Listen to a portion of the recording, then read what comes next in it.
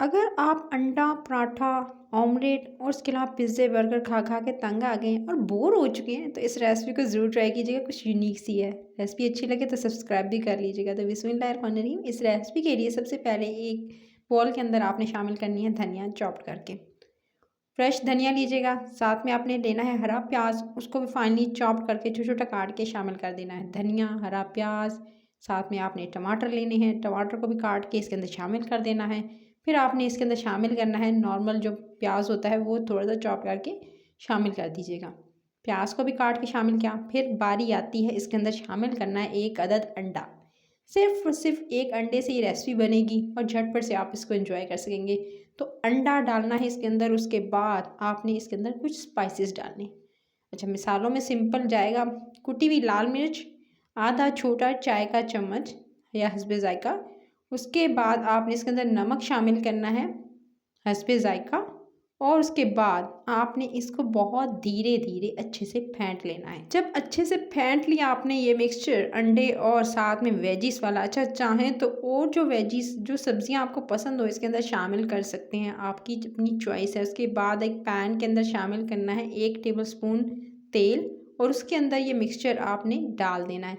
अच्छे से फैलाइएगा इस मिक्सचर को और अच्छे से फैलाकर जिस तरह से सिंपली जो है वो आप जो अंडा रेडी करते हैं, ऑमलेट बनाते हैं, उसी तरह से आपने पैन में इसको पहले तो फैलाना है और आंच रखनी है हल्की, बिल्कुल धीमी आंच पे आपने इसे कुक करना है ताकि अंडा ये ना जल्दी से कुक हो जाए। क्यों? क्योंकि इस पे शामिल करने वाली हूँ मैं ब्रेड।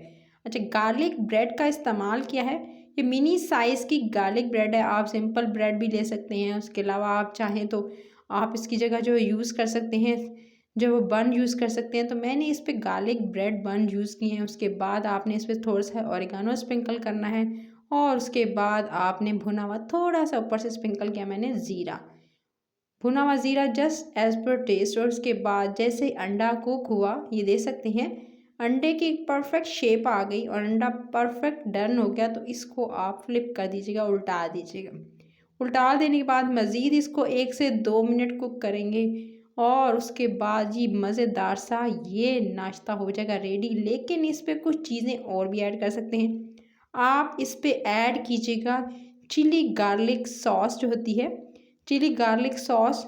उसके साथ ही आप अगर ऐड नहीं वो करना चाहते तो फिर आप इमली सॉस जो है वो आपको मिल जाएगी, वो भी आप यूज़ कर सकते हैं। उसके बाद आप इस पे जो है वो डाल सकते हैं मज़ीद जो है आप चीज़ का इस्तेमाल कर सकते हैं। तो कितने ऑप्शंस मैंने आपको दे दिए हैं। तो ये मज़ेदार सा नाश्ता हो चुका था रेडी। इसको मैं सिंपली निकाल लेती हूँ और इसको फिर आपने करना है एंजॉय।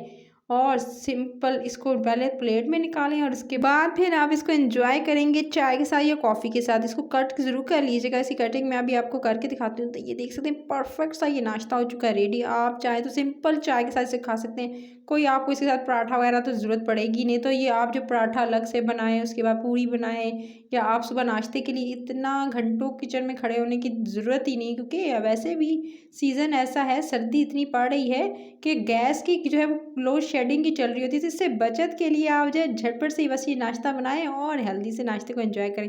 रेसिपी अच्छी लगे तो लाइक शेयर और चैनल रेसिपी करें इसको सब्सक्राइब जरूर कर लीजिएगा। मज़े मज़े की रेसिपीज़ डेली लेकर आ रही हूँ, तो कोई रेसिपी आपने मिस आउट नहीं करनी। तो ये देखें कितना मज़ेदार नाश्ता। अपना ख्याल रखिएगा। Take care.